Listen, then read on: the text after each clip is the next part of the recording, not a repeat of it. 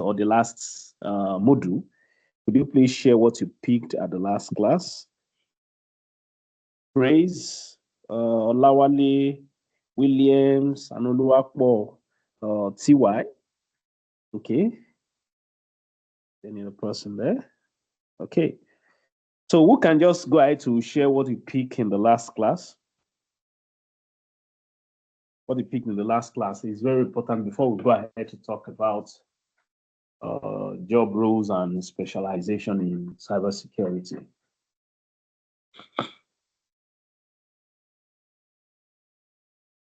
Like I said, this is a discussion class. We're going to be discussing. We're going to be interacting together. And it's very critical for everybody to be on board on this. And let me say this, that one way to learning is to talk. Is when you talk about what you are learning, you go into another level of assimilation. So I want to encourage you, don't be afraid to talk. No, don't be afraid to make mistakes. Don't be afraid to put yourself out there. That's one way to learn very fast. So I want you to put yourself out today. So yeah, from the last module we had, I would want one or two persons to share some of the things that they learned.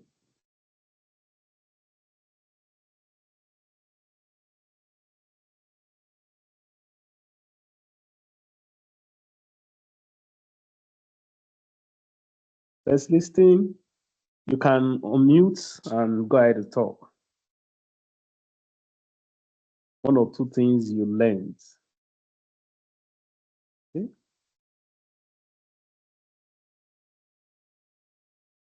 Oh, were we not at the last module? Don't be afraid to talk. Just one or two things you learned.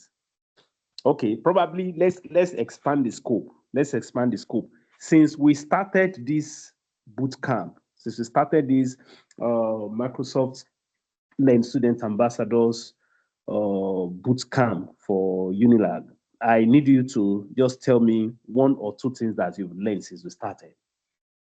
So let me not just limit it to the last module. Let's expand the scope. So what is one or two things that you've learned? Please, once I call your name, you're mute. Remember, you don't have to be perfect. That's the way to start learning.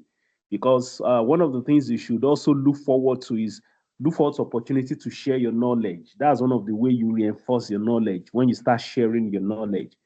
Because once you start giving out, you start increasing, you start expanding. And that's one way to start creating that correct perception that you are a cybersecurity professional. If you don't create the perception, you don't talk about it, nobody would see you as a cybersecurity professional. And when opportunity comes, nobody would think along your way. So I want us to start learning to talk about some of the things that we've learned. You don't have to get it perfectly, but just share idea and share concepts. So I will call your name according to your display in the group. TY, could you unmute and just share one thing, just one thing that you have learned since this boot camp? As TY is getting ready, please praise. Start to get ready too. Good evening, everybody. Okay, TY, just speak to us. Thank you. To attend the last class because I tried connecting and apparently either the connection or the network was faulty. But I had to go over the recording. So okay, since we started the class and with respect to last class, I've been privileged to attend just 2 classes. I've learned that cybersecurity is key for any individual, whether you want to become a cybersecurity professional or not. It is very key to every individual. And there are 3 basic things to know as a cybersecurity personnel, which is confidentiality, integrity, and availability of information, also known as the CIA triad. Also, from the last class, what I gathered on the topic of encryption and hashing, talking about confidentiality, encryption enables the encoding of data so as to maintain confidentiality and security. And it also requires a private key in doing this. For instance, when a data or an information is encrypted, for it to be decrypted by the receiver, a private key is required. I also learned that there are similarities between encryption and hashing. And that similarity is that both of them are used to convert readable data into unreadable form, and that they both transform data into different formats. So generally, that's about that. Let me allow somebody else speak who may have attended more classes. Any other question that I'm able to contribute to, I'll gladly do that. Okay, that's very good. Let me quickly add up something to that for us to take note, especially when you are going to be writing maybe exams or professional tests. Just like you've said, it's important to take note that encryption helps to solve the problem of confidentiality, because until the person has your decryption keys, or the person is able to decrypt what was encrypted or the data that was encrypted can't be read. So it solves the problem of confidentiality. Whereas the other aspect that was made mention of, hashing solves the problem of integrity. It's very, very important to be able to differentiate that. Hashing solves the problem of integrity. Encryption solves the problem of confidentiality, because in hashing, there is called an hash value. The hash value must be the same, both from the source of the data and to the end user of the data. That's when you know if a data has been tampered with. Because when you have the data and the data is hashed, you that are going to use the data, you need to confirm the hash key. If the hash key is the same with what you had from the source, then your data has integrity. But if the hash value, not hash key, if the hash value is different, then it means that your data has been tampered with. So it's very important to be able to differentiate between the two. That's critical. Okay, Praise, can you unmute just one or two things? Might not be last class since this particular boot camp began. What are one or two things that you think you've learned?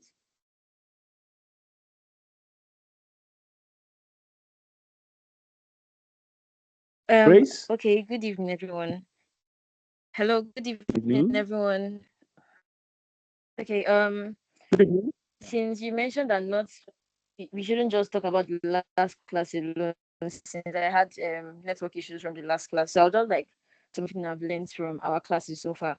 So relating to what my fellow colleague mentioned earlier, I learned that it's important the knowledge that one attains from learning about cybersecurity is not just important to organizations that run like that. Hold on, let me just say that, but to individuals as well. And I also learned that the major goal of cybersecurity is to ensure that it's to ensure the CIO of information, that is the confidentiality, the integrity, and the availability of information. I think um the second class we talked about security attacks. We mentioned the malware, we mentioned variety, and also the ways to make sure that your information is protected. I think that's just the summary of all I've learned from the class. And okay, from the last class, from what I could gather from the last class, we talked about hashing, we talked about encryption, we talked about digital signature. Okay, we also learned that from the last class that as you are online, you're doing one thing online. You're always leaving a digital signature. I don't know how we said it in the last class, but you're always leaving a digital footprint that can be traced back to you. I think that I found that very, very interesting during the last class. I think this is everything I've learned in summary. Thank you.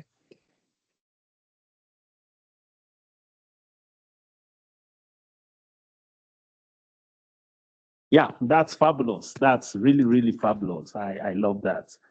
I love that. And Olawale Odetola, would you want to unmute and speak? Olawale Odetola.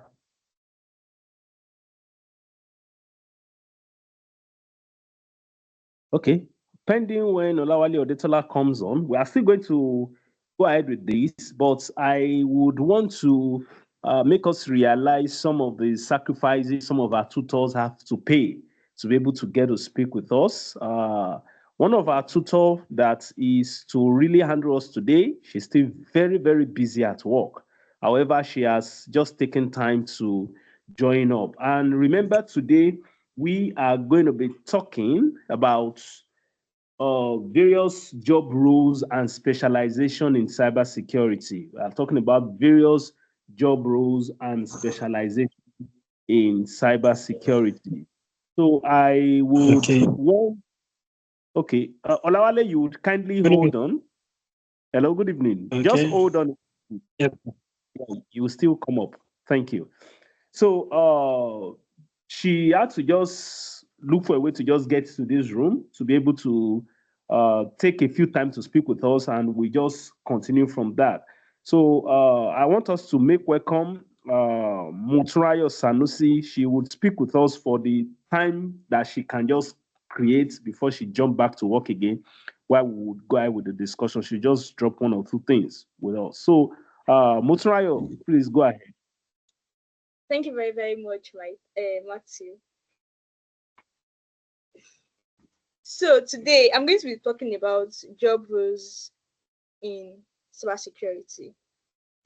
Usually, I tell people that in cybersecurity, you never run out of things to do. You never stop learning. Like there is always something for you to do. So it's not something like you say that, oh, in the next clinical years, AI is going to come and take our job. No, because cybersecurity is vast and you have a lot of things to learn, a lot of things to do, and so on. For example, when I started cybersecurity, I wanted to do ethical hacking. I'm sure that was one part that actually attracted almost everybody when I wanted to start cybersecurity. Then from ethical hacking, I moved to cloud security, still under cybersecurity. Then I moved to endpoint security, and I'm currently doing cybersecurity risk analysis. That is GRC. What I learned, Gongo, is cybersecurity, cloud security. But because before you can learn cloud security, you have to know general cybersecurity knowledge, and I was able to apply all these things, my knowledge from cloud security to GRC. So today I'm going to be talking about the different roles that we have in cybersecurity. And I'll please give me a moment. So I'm going to start with security analyst or SOC analyst. As a SOC analyst, your role is to monitor security systems, analyze incidents, and respond to potential threats. Those are people that analyze and respond to potential threats. They usually are in like tier 1 SOC analyst, tier 2 SOC analyst. So for skills, you have to be familiar with security tools like SIM tools, that is the monitoring, and so they call it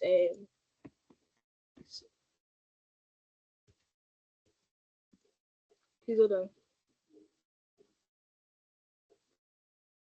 And SOC tools like Splunk, Fortisware, and so on.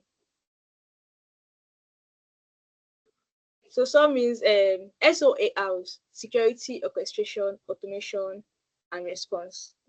Then we have penetration tester, which is the ethical hacking.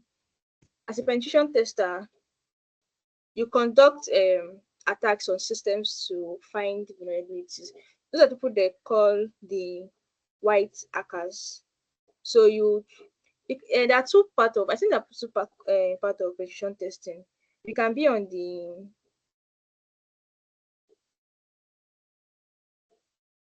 penetration testing is mostly on the offensive side, where you simulate cyber attacks on systems and networks, just like how malicious hackers would do. But the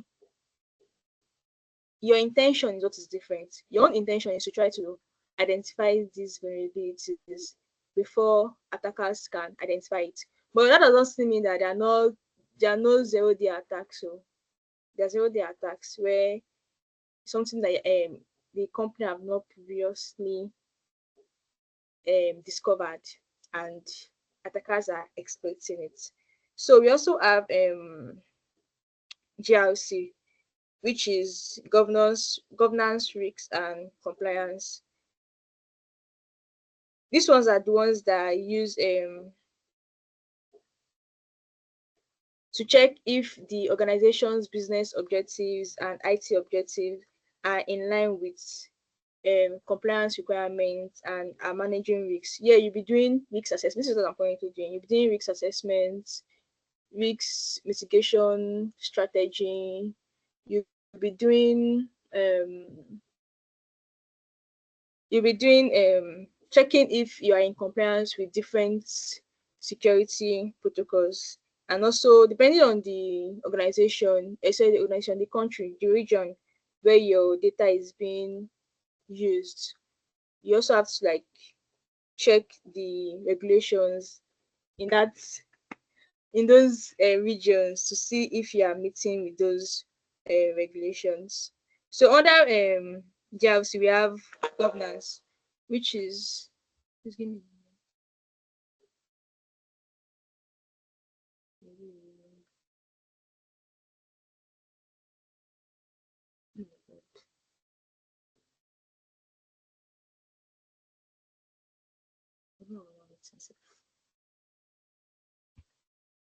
sorry. So we have governance, which involves establishing policies, procedures, framework to guide the organization's operation. So you're going to be developing frameworks, procedures, reviewing frameworks, policies, and so on. They also have risk management. For example, you have to assess both internal risks and external risks. External risks in terms of, oh, you want to patronize this organization. What are these the risks that this organization might likely pose to your own organization? So you have to review that. Then the final one is, like I said, is compliance. You have to make sure you adhere to laws, regulations, and standards. Then we have cloud security.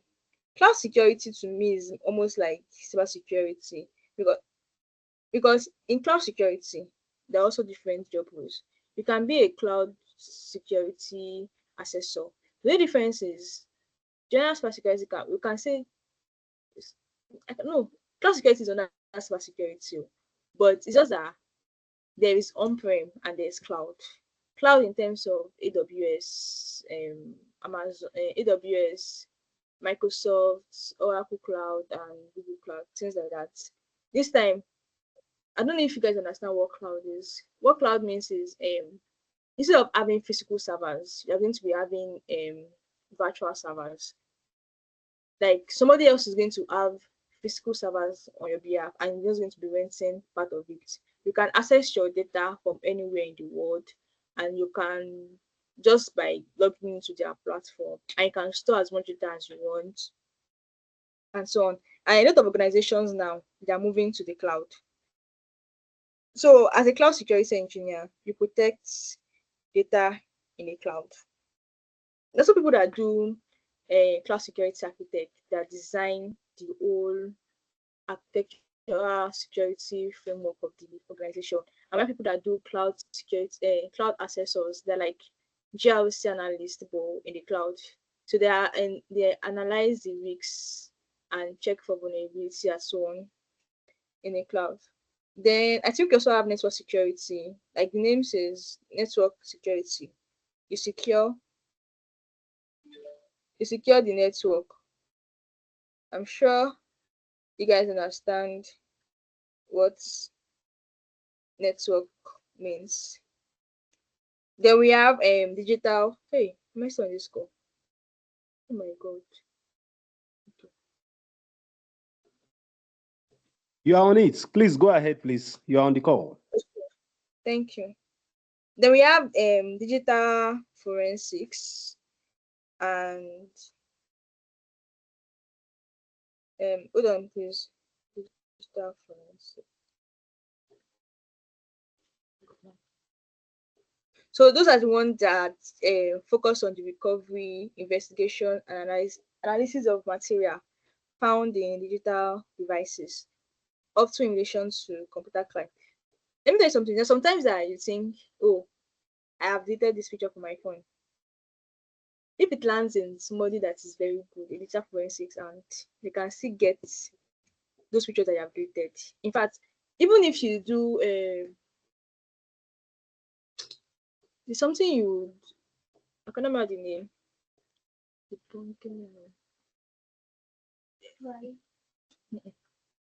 Like rewriting the old file, changing it to all zeros. There's a name for it. I can't remember it now. There are still people that can recover those kind of files. Like if you delete files, even if in fact, even if you take the file to When is it that when a file gets corrupt? no, they call it rewriting. I cannot Restore default. eh? Restore default. I'm going to check for that word before I finish this call.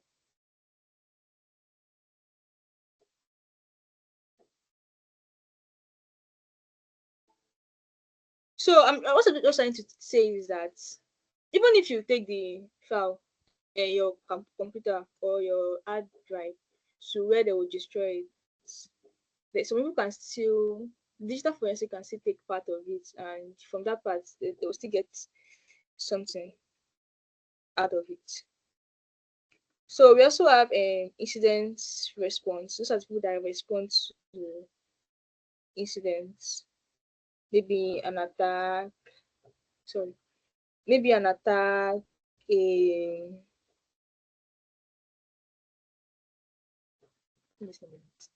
maybe an attack or a breach or something.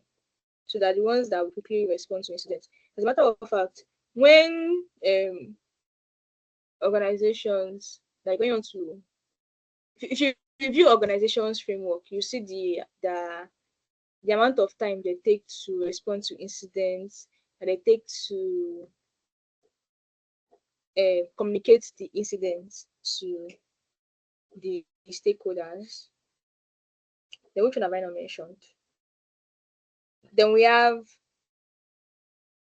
digital forensic and threat no threat intelligence analysis are different. These ones are the ones that analyze potential threats to the organizations. Then that one have I not mentioned?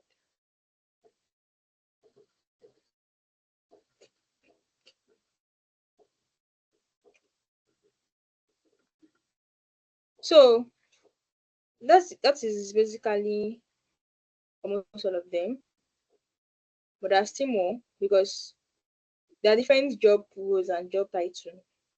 But to just summarize it, we have GRC, network security, we have cloud security analyst, we have ethical hackers. Ethical hackers, they're also called penetration testers, and in some courses, in some schools, you see vulnerability assessment and penetration testing. Those are the ethical hackers. Then we also have network security analysts, and we have digital forensics and threat intelligence. Thank you very much. And I'm very, very sorry that I joined in this manner. I was supposed to send have a presentation slide and so on. But I'm very, very, very, very, very sorry. So I'm going to be dropping off now so I can go back to work. Thank you very, very, very much. Oh, okay. Thank you.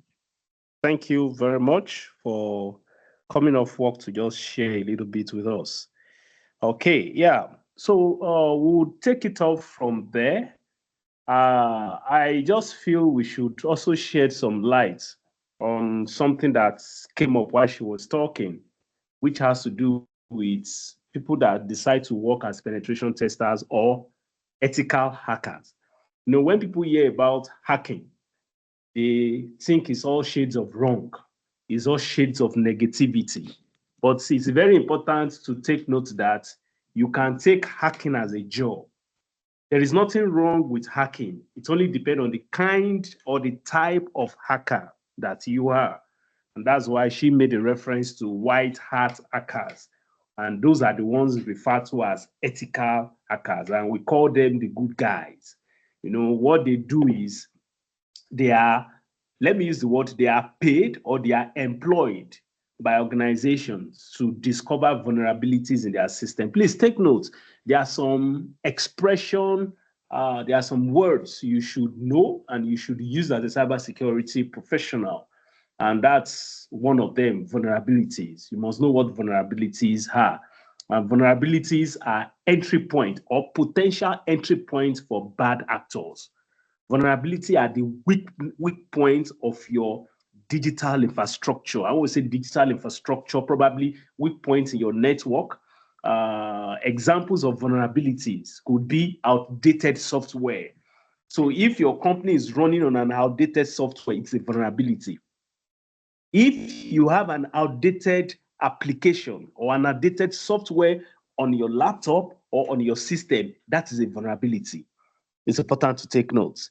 If, for instance, you are receiving an update on your OS, your operating system, you are receiving an information of an update, and you ignore that update, that has become a vulnerability. Because most of the time, a lot of people feel that the only reason you have updates is to add features to your software, to have more features to your softwares, or to put some other usability on your software. But it's important to take note that one of the reasons for updates is security. They will have discovered the vulnerability in that particular software and they will release an update to correct that vulnerability. So that's why if you don't do your updates, that's a vulnerability. Now, what white hat hackers do is they are officially, take note of that word, they are officially and legally employed by an organization to look out for vulnerabilities in their system. So what they do is they try to, let's use that word, hack the system of the organization with the knowledge of the organization. Then after the whole hacking experience, they can come back with reports that we discovered this, we discovered this, we're able to get into the system through this, so that the team would now decide to, okay, let's block this off, let's block this off. And these are things that they keep doing. So there's nothing wrong with being an hacker. But what is wrong is what type of hacker are you? Now, the bad guys hacker, they are the black hat hackers. I don't know why they call it black, because everything black is bad. Okay, they actually call the black hat hackers. Now, these are the criminal hackers, or we call them the bad guys. These are guys who will illegally breach a system. They will illegally have an access into a system. And remember, when I was speaking with you some few weeks ago, I made mention of the fact that as a cybersecurity professional, there are some knowledge you would have, but you need to be very careful never to use that knowledge maliciously. And I gave an example of when I get into a group of my friends and they are using hotspots, I could easily get into their hotspot without their password. But I will not do it because it's malicious. So if I decide to do it, it means that indirectly I have become a black hat hacker, which is malicious, which is wrong, which is unethical. Why? Because I did not have their permission. Take notes, that's the clause. I did not have their permission to get into their network. I could only get into their network because I have some technical skills, but I did not have their permission. Immediately, I become a black hat. So it's very important to take note of that. I think basically, I will leave it at that, even though we have the gray hat hackers, we have the red hat hackers, we have the people in the blue team, we have the blue team, and etc. But we are not talking about hacking alone here. We're only looking at hacking as one of the jobs you can have in cybersecurity. Now, to quickly put what Motunrayo shared with us in perspective, let's understand that when it comes to cybersecurity roles and specialization, we can look at them in two broad categories. Let's take note of that. We can look at them in two broad categories. And that's one of the reasons when we were at, I think, Module 2 for this particular boot camp, I made mention of the fact that one of the reasons I appreciate this boot camp is this boot camp has approached cybersecurity from a very balanced perspective. And what do I mean by a very balanced perspective? It's not painting the picture of cybersecurity to us as just technical. Neither is it painting the picture of cybersecurity to us as just non-technical. And that's why for those who were around in the last module, we looked at the technical aspect of cybersecurity. We look at the technology of cybersecurity, the tools that are used in cybersecurity, because we are not all the same. We are not all wired the same way. There are some people that like the techie aspect, while some people, they don't really like the techie aspect. So cybersecurity has a place for everybody. So if you think you are the techie person, cybersecurity has a role for you. If you think you are the non-techie person, cybersecurity has a role for you. So it's very important. Now, she said something which, before I dig further, I want to throw a lot of light on. It's important to take note that there are cybersecurity roles that are not yet named now, that in the next few months it will become a job role. That's why cybersecurity is an evolving field. It's an evolving field. There are job roles now that is not even listed. Now, it's important to take note of this. In recent time, some aspect of cybersecurity actually caught my attention, which I just decided that I would want to do further research on. And that has to do with the cognitive aspect of cybersecurity and a little bit of more towards the social engineering aspect of cybersecurity. You could carve out a niche for yourself. That's very important. And that's one of the reasons why we are taking you through this particular module, is to help you to expand your mind with respect to opportunities that exist in cybersecurity, and to help you to begin to look into what are the options there and how do I start carving out a niche for myself in this cybersecurity field. And that's why when people reach out to me and say they're into cybersecurity, the next question I ask is, what aspect of cybersecurity are you into? It's just that somebody says, I'm a medical doctor, I'm a professional, I'm a medical doctor. What aspect of medicine are you practicing? Yes, we know there are general practitioners, but it's important to take note that one of the things that differentiates you is when you have a particular aspect that you are good at. So I want to encourage you.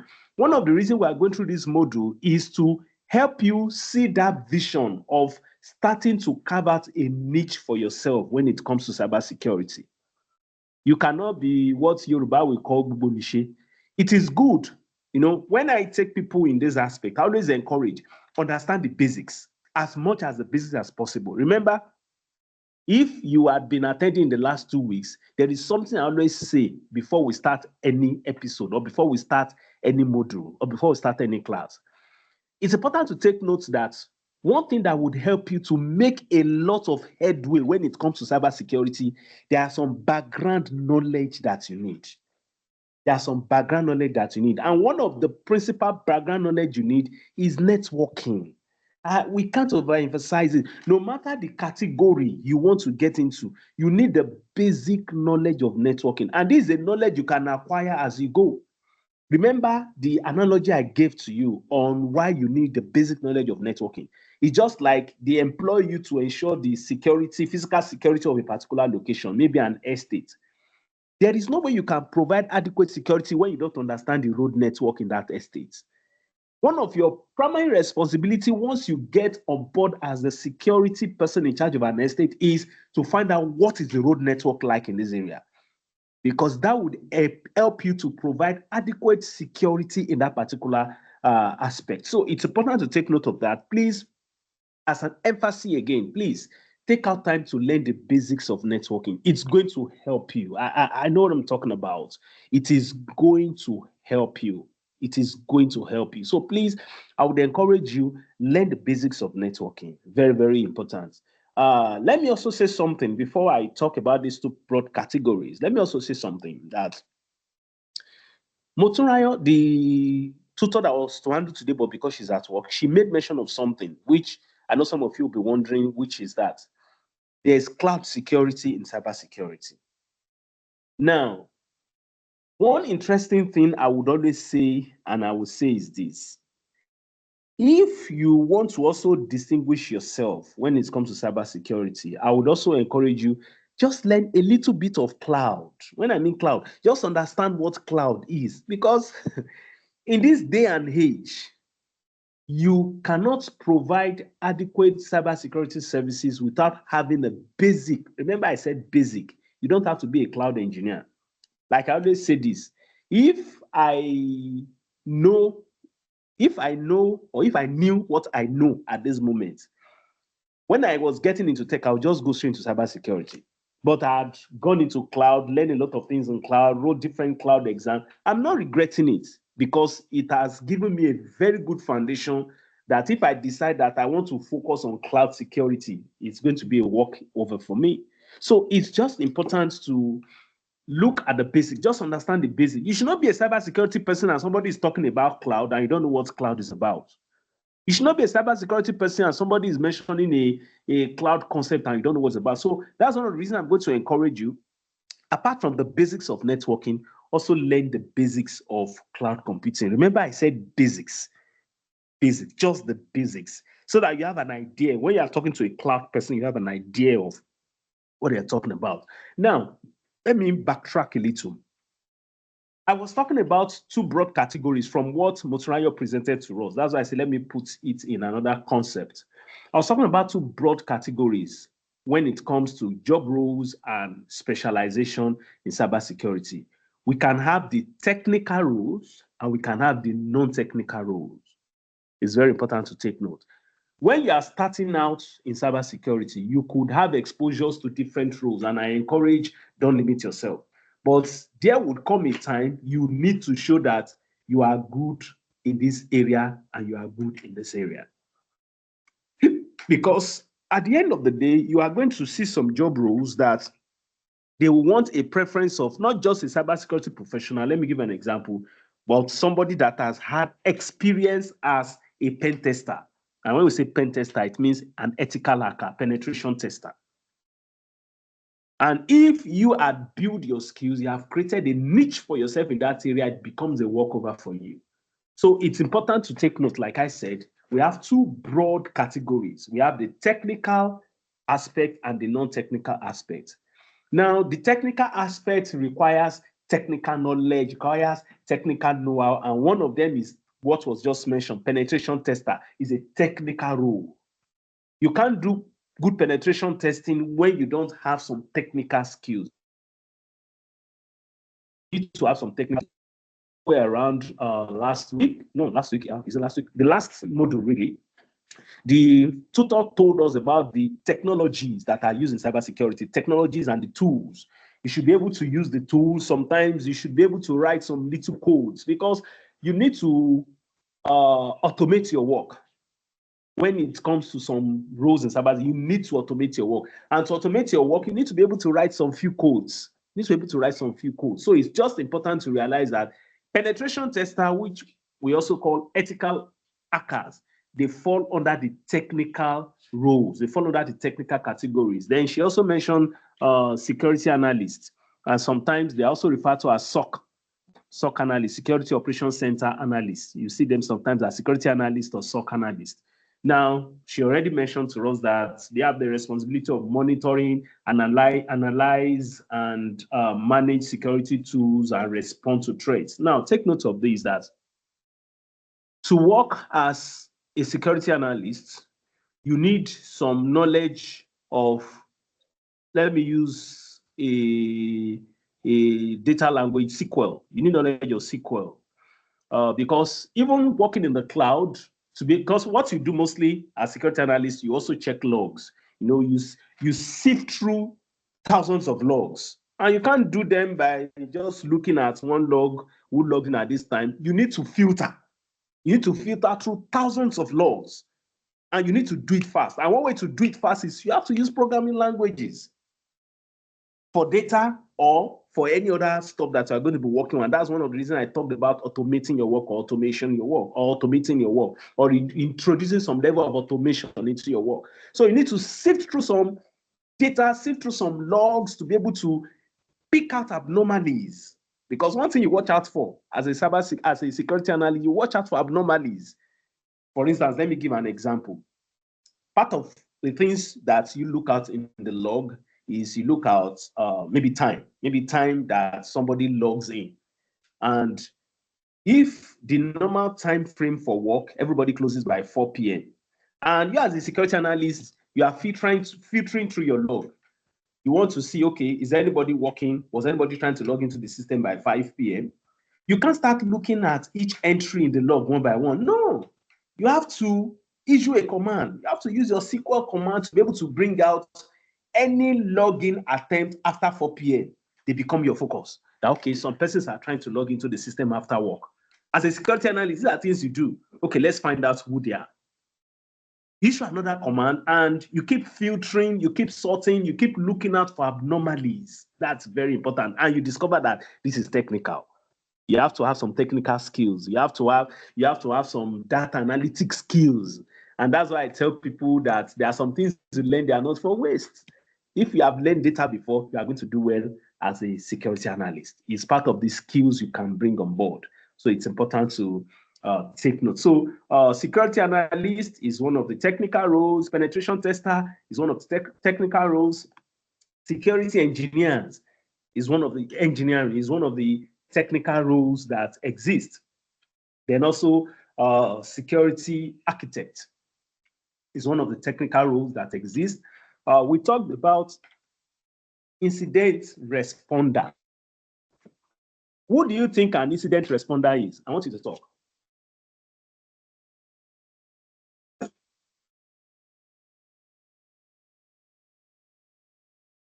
Who is an incident responder from your own basic knowledge? I want us to talk.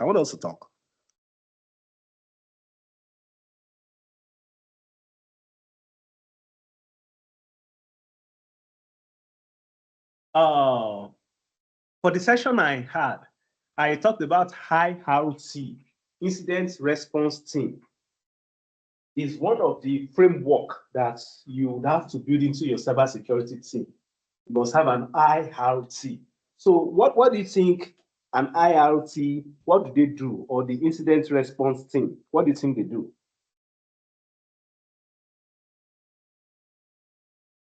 If I may speak on this, an incident responder.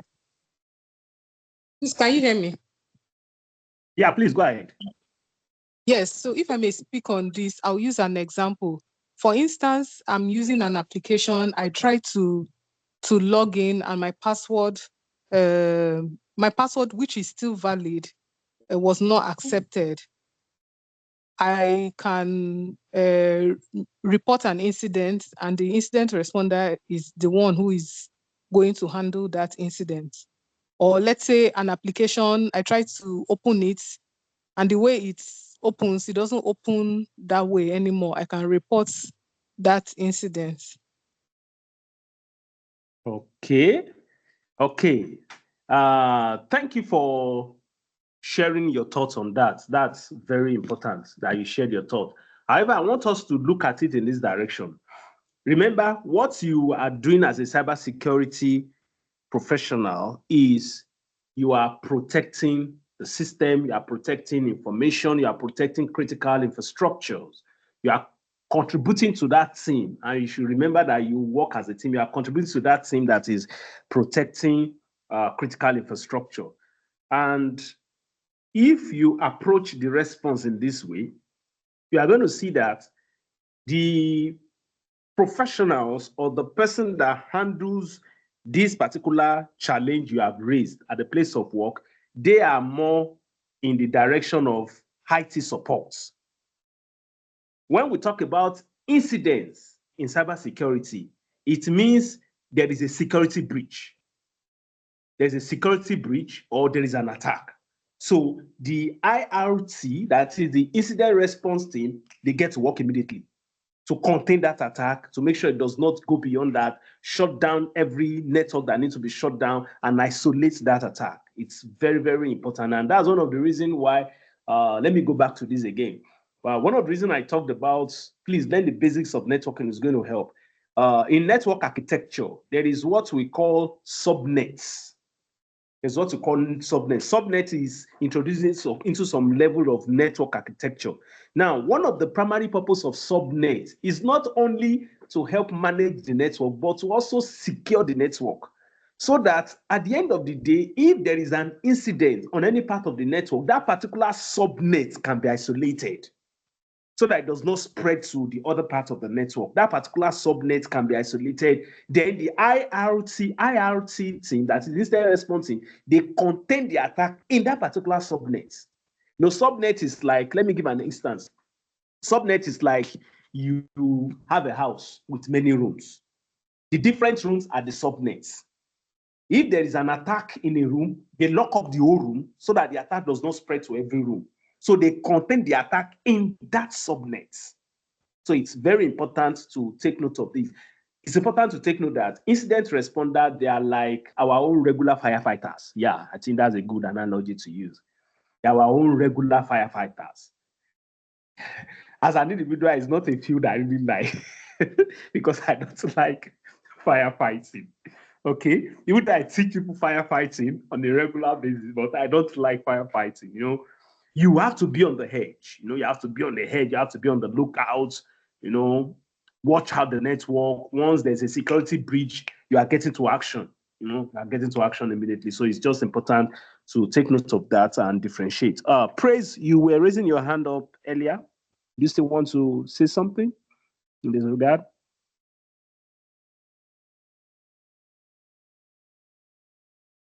Okay. Praise, are you trying to say something? I saw your hands up earlier on, or is not you? Okay. Let's still go ahead. We'll be preparing to round up very soon. Apart from security architect, we have incident responder.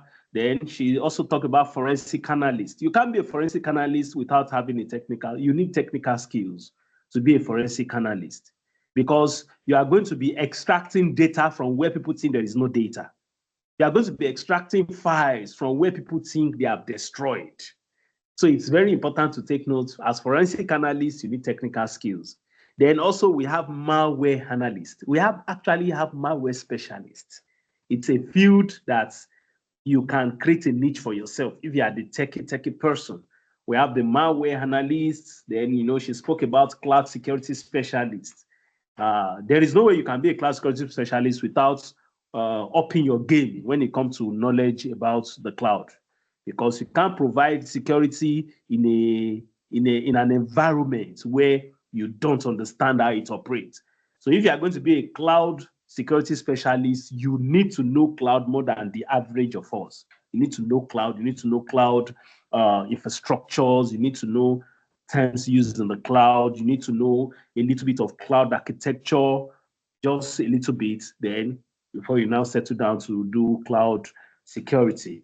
That's just a little bit. Then for the non-technical roles, she also listed them, but I just decided that let's look at them in these two broad categories. For the non-technical role, you could be a compliance officer. For the non-technical role, you could be a compliance officer. That's why I said, if you take your time to evaluate things very well, there are different roles you can, even before you might have a desire to acquire technical skills. Even before you acquire the technical skills, you can look at some non-technical roles that you can start functioning in. That's why I always say that cybersecurity is one of the sweetest field. And some of the non-technical roles is like a compliance officer. Now, let me quickly bring this into perspective, or bring some things into perspective. In cybersecurity is either you are ready to read books or you are ready to go technical. If you are somebody you don't like reading books, you like hands-on, look at the technical aspect. If you are somebody you like reading books, look at the non-technical aspects. So you just need to find out which is your area of strength. But remember, like I said, when you are starting out initially, it is good to have a general exposure to the various aspects of cybersecurity, which this particular bootcamp is doing for you. A general exposure. And that's why when you look at our curriculum and our approach, we are not talking too much about the technical at the expense of the non-technical, and we are not talking too much about the non-technical at the expense of technical. We are looking at the whole area generally. So that at the end of the day, you can have that exposure into what really exists in cybersecurity and what step you want to take. You can decide to be a risk manager in cybersecurity. Yes, you don't only have risk manager in insurance. You can be a risk manager in cybersecurity. And what do risk managers do? They identify and manage the cyber risk an organization will be faced with. They're able to manage it, identify it, and manage it. Then you could become a policy analyst or policy consultant. I think the next module is we are going to be looking at policies, cybersecurity policies. One thing you should take note is after going through this boot camp, you could actually look at an area and just zero in on it and build your skill around it. And that's one of the reasons I always make mention of this fact, that your learning is not in this class. Your learning begins after this class. So it means what you take away from this program, or what you take away from this project, is a function of what you do after this project, not just sitting in the class now. Sitting in the class provides you the platform. Sitting in the class provides you the initiative. Sitting in the class gives you the direction. So that after the class, you can sit back and ask yourself, okay, which are the areas I want to dig deeper in? And this is how to expand your skills when it comes to learning any skill, and most especially cybersecurity. So you could determine to be a cybersecurity policy person. And to do that, it means you have to study a lot of cybersecurity policy. I believe the Saturday class will be handling this for us. We'll be looking at various cybersecurity policies. So it's important to take note of that. Then she made mention of GRC. GRC is such a sweet field. It's a sweet field in cybersecurity where there's no field that is not sweet anyway. It's a function of preference, personal preferences. But for governance, risk, and compliance, what you do mostly is you focus on making sure that the IT or the security or the cyber security endeavors, activity, they align with the business goals. Now, let me tell you what happens most of the time, and one of the reasons why you need GRC specialists. Most of the time, we cybersecurity professionals, we think all that there should exist in an organization is just the security. An organization do not exist because of security. They exist to make money. They exist to meet their business goals. And one of the things you do as a GRC specialist is to help the organization align their security goals alongside their business goals and alongside managing risk. Let me give an instance. You come to your organization that, you discovered a vulnerability, and the risk analysis, after doing your risk analysis, and you discover that if this vulnerability goes unchecked, these are the things that is going to affect the organization. And you carried out a rough estimate of the financial implication, and you discover that the financial implication of ignoring this vulnerability will cost the organization, let's say, $3,000. And you are providing a security solution. And the security solution you are presenting to the organization will cost the organization $20,000 per year. I believe you are seeing the picture I'm painting now. Now, the problem you want to solve, if that problem occurs, it will only cost the organization $2,000. But the solution you are presenting to solve that problem will cost the organization $20,000 per year. Now, as a GRC person, when you put this side by side, you just discover that it is not an adventure the organization should pursue. Why? Because it's not aligning with the business goal of the organization. Then when you juxtapose the risk and what it takes to mitigate the risk, it's not making any business sense. And this is one of the things you do as a GRC person. You look at, that's why we call it governance. You take a general overview of the whole process to be able to determine which security adventure is worth pursuing. Because in business, we look at everything in money, we look at the bottom line. That's what we do in business. We look at the bottom line. So if it's not aligned with our bottom line, it's not going to make any sense to pursue that particular cybersecurity process. And that's why you need to keep looking at which approach is more, it's better for an organization to look into when it comes to security risk, mitigating security risk, the likely cost to the organization, and what is meant to protect. I'm getting into something else, but let me just let me just leave it at that. So it's important to take note of this fact that when it comes to cybersecurity, we have technical rules and we have the non-technical rules.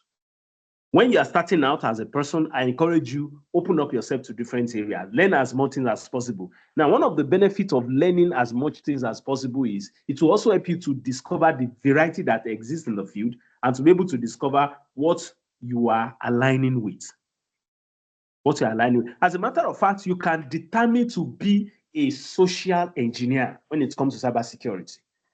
And social engineering is an important field in cybersecurity that not many people are looking at. You would not even see it sometimes listed. But I tell you, very soon you are going to start seeing job roles of social engineers. And listen to me, you can study Yoruba, you study English language in school, and you can come and be a social engineer. Because it's important to take note that it's a dynamic world, it's a dynamic system we are in now. That your educational background does not matter anything. What matters is what you can do. And that's why you need to learn the skills, you need to have the knowledge, you need to get yourself exposed, give yourself into platform. Put yourself into platform where you have opportunities to, and that's why when people are around me, I like to provide opportunity. Talk. You may be talking nonsense, but talk. The more you talk, the more you share, the more you speak, the more the lessons and the skills and the knowledge is reinforced. So it's very important and very critical to take note of these. Yeah. So for the few minutes left, let's take in contributions, let's take in insights, just share an insight, share a thought. If you have anything to say, just raise your hand and we'll get you to talk as we'll be preparing to run these up.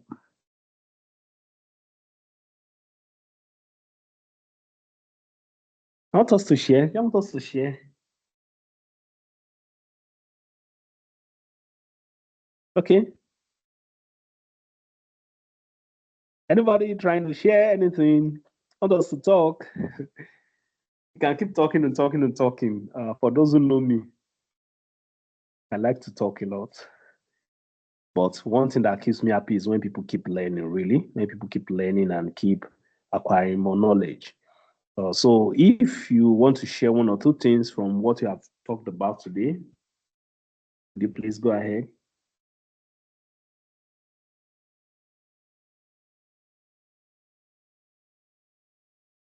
Anybody, what we call it today? Hello, sir. Okay, Good evening, sir. please go ahead. Olawale. My name is Olawale. So you saying concerning the job roles in cybersecurity.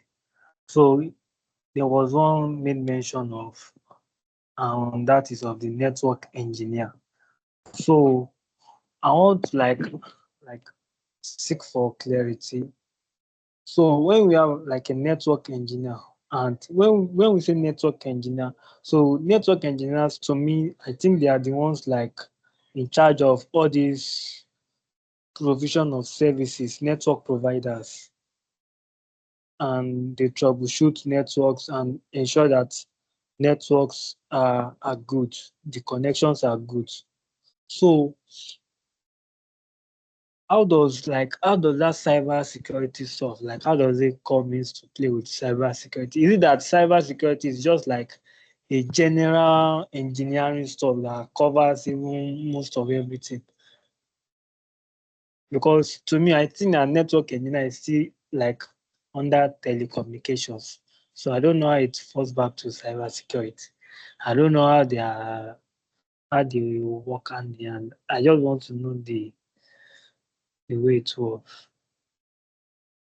So Thank you very much, Olawale. I appreciate you. This is just the way to learn. Thank you very much for bringing that on. Now, let me quickly emphasize this. It's important to take note of this, that network engineer is not a cybersecurity role, but a network engineer can transition into a cybersecurity role. Now, you would remember I have always said this, that if you want to get into cybersecurity, you need to learn the basics of networking. I don't mean to say you need to be a network engineer. You don't have to be a network engineer. Just the basics. Just the basics. Let me give an instance.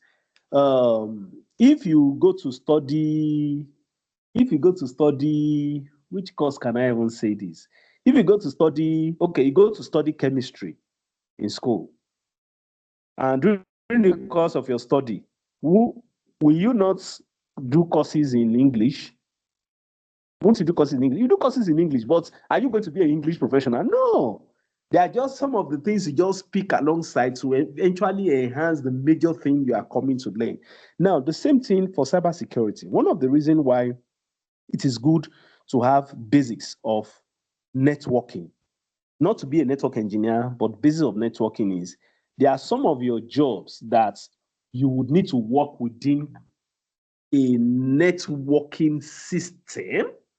And let me give an instance. Let me just, because of time, let me give an example of one of the example I gave the other time. If, for instance, you are employed or you are requested to come on board as a cybersecurity consultant to do a security analysis of an organization, one of the things you have to look out for is, there are tools we actually use to check out for vulnerabilities, and I believe it was handled the last time. And at the end of the day, when you deploy some of your tools to scan the network, there are tools we use to scan the network, and you scan the network, and at the end of the day, you discover that there's a vulnerability. Probably you discover that there is a port, an open port. That's what happens most of the time. If you don't have the basic knowledge of networking, you don't know what an open port is. Because networking is not for, just like you said, just for communication. In technology, we have what is called a virtual network. That's what is called a virtual network. So networking is not limited to only connecting wires. There are virtual network in the virtual space. And these are even the most dangerous because people don't easily see them. But if you understand it operates, you can easily use tools, different tools, to be able to scan the network and be able to discover vulnerabilities in the network. And the example I gave is some of the vulnerabilities could be open ports. Some ports are open. Ports are where connections take place. There could be open ports. And all that I'm saying may not make a good sense to you, but please keep it. When you start studying the basics of networking, you are going to understand what I'm talking about. But it's just important that you know that if you are going to be a good cybersecurity person, you need a basic understanding of networking. The basic. You don't have to be a professional. The basic understanding of networking. Because sometimes it will come up in your work, either technical or non-technical. It will come up in your work sometimes. Because even as non-technical, you are providing consultancy services, you are providing advisory services. It's important you are providing advice or consultancy service, or you are serving as an architect, a security architect. It's just important to take note of the fact that there are some advice you need to give. There are some things you need to recommend. But if you don't have the basics understanding, you won't be able to flow in that pathway. I hope it's not getting difficult, but it's something really easy, honestly. And what does it take? Let me quickly put this in good perspective. You can devote the next 1 month. Honestly, there are things you can complete. You can devote the next 1 month to just learn the basics of networking. You can devote the next 1 month, learn the basics of networking. Just do it alongside. It's not something you leave everything and just focus on networking. You are not meant to be a network engineer. You are a cybersecurity person that wants to understand the basics of network. So that's very important. Please take note, like I said, especially virtual network. So it's important to take note of that. Okay, thank you for bringing that up, Olawale. Any other person bringing up a question or asking a question?